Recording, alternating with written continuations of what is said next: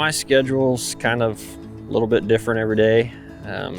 Work days anywhere from emergency locates to putting in yard lines to service calls, leak calls, CO calls. Just kind of depends on the time of the year. For me, the most satisfying aspect of our job is working with customers, doing a good job at their house and helping them feel safe when they're having a problem or an emergency with gas. My job is important because it helps heat your house.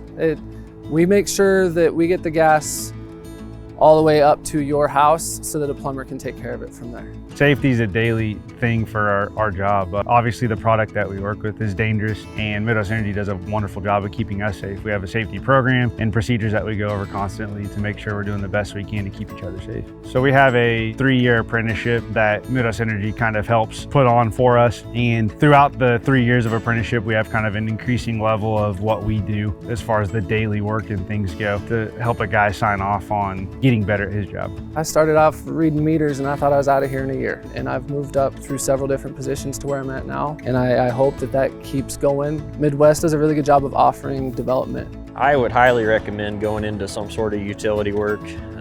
The pay is very good, especially in this area. Lineman or gas, I think it's a great job to have. These companies have good benefits, good retirements. Energy sector is always going to have need for jobs. We're always going to be around. We're always going to be doing something. That security has always been pretty attractive to people, I feel, too.